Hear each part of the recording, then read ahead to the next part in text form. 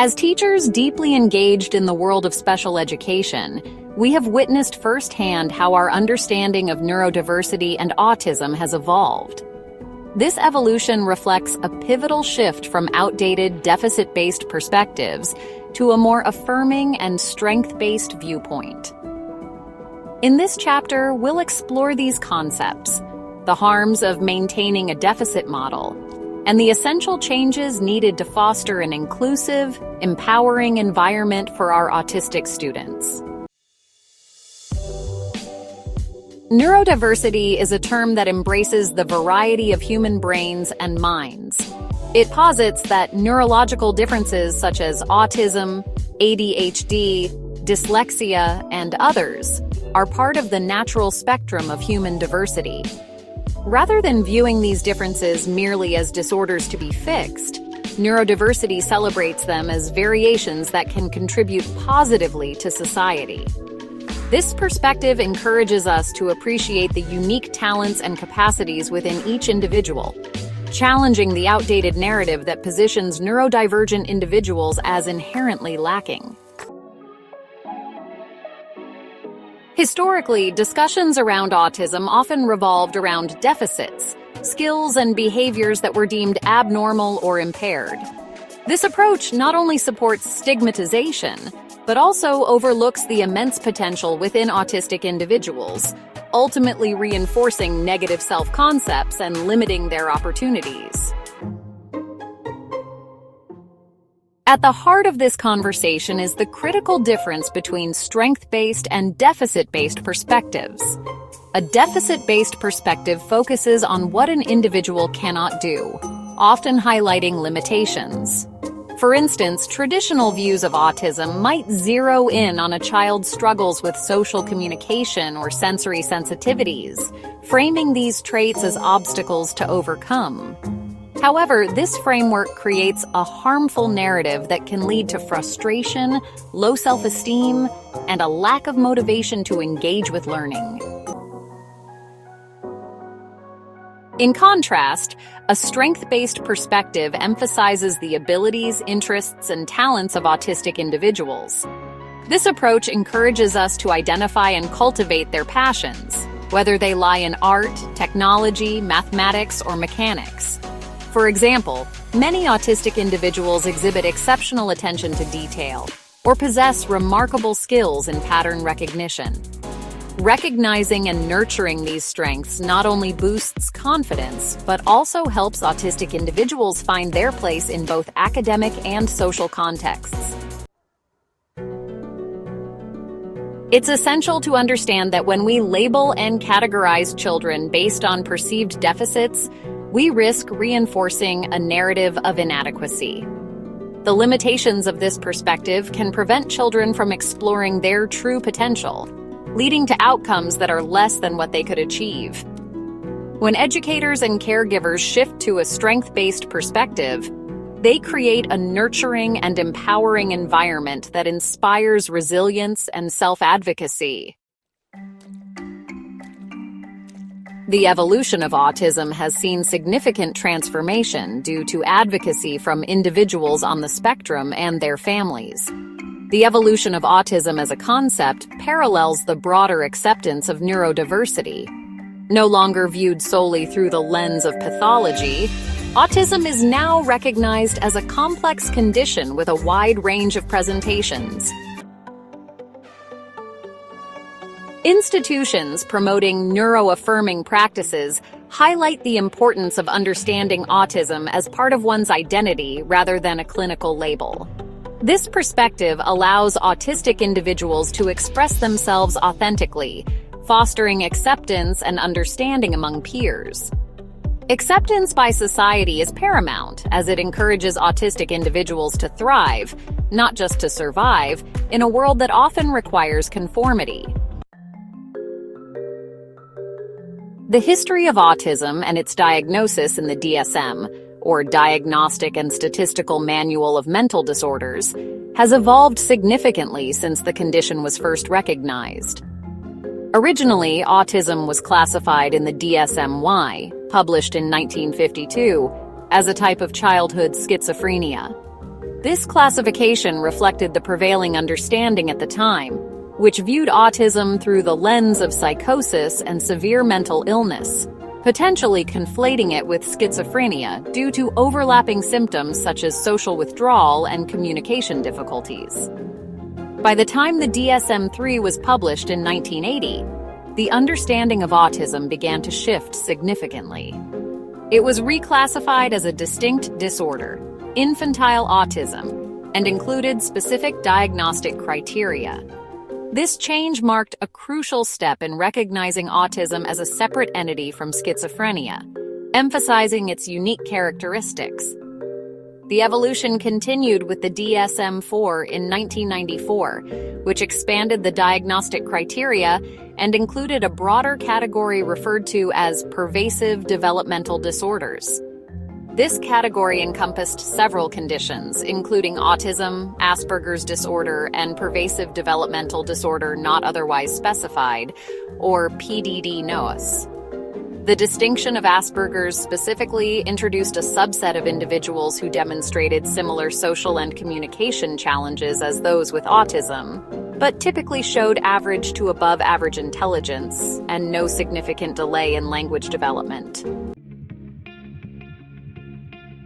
In 2013, with the release of the DSM-5, there was a significant consolidation of autism-related diagnoses into a single umbrella category termed Autism Spectrum Disorder, or ASD. This change acknowledged the spectrum nature of autism, recognizing that individuals can present with varying degrees of challenges and support needs.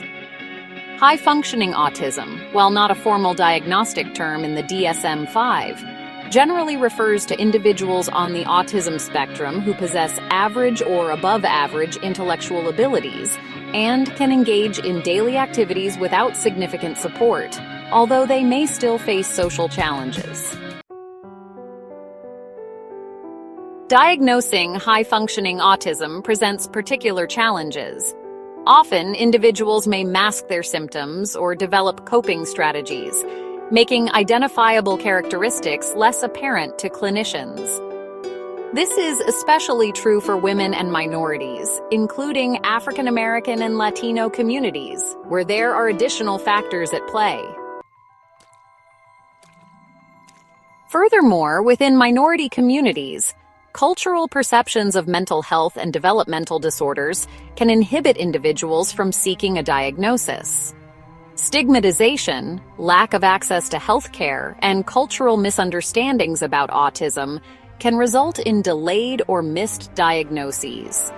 Such barriers can further complicate efforts to provide adequate care and resources, highlighting the need for culturally sensitive assessment and support systems to ensure all individuals across diverse backgrounds receive the understanding and help they require.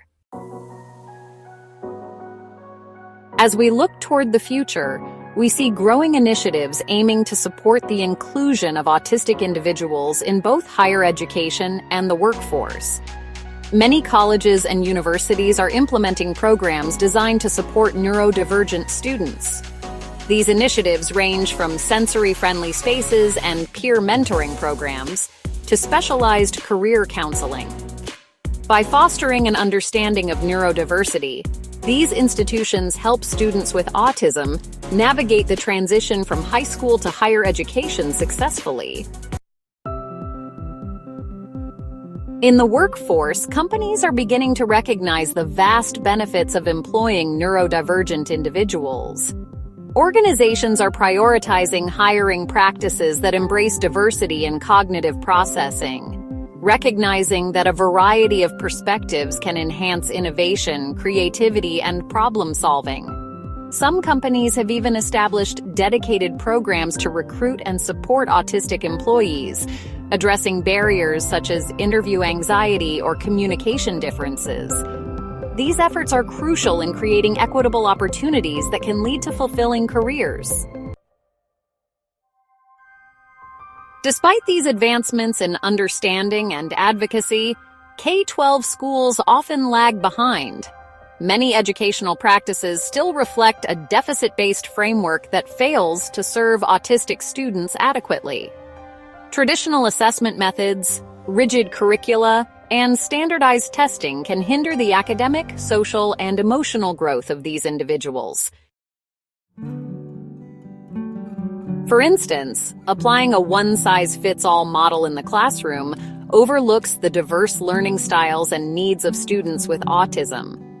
Educators frequently focus on compliance and behavior management rather than fostering individualized, strength-based learning opportunities. The result can be a disheartening cycle of failure for students who do not fit conventional molds. To create an inclusive environment, we must shift our teaching practices. This includes adopting instructional strategies that celebrate neurodiversity, such as positive behavior support, differentiated instruction, project-based learning, and flexible assessment methods. Engaging the interests of autistic students not only promotes active participation, but also cultivates a love of learning. Encouraging peer collaboration, social skills development, and emotional intelligence helps all students thrive in an environment that values diversity. A heroic journey. As we embrace a neuroaffirming and strength-based perspective on autism and neurodiversity, we must advocate for our children and students. We must challenge outdated practices and embrace innovative approaches that celebrate individuality. By fostering an environment of acceptance and support, we empower our autistic children and students not just to exist within the educational system, but to thrive as active contributors to our society.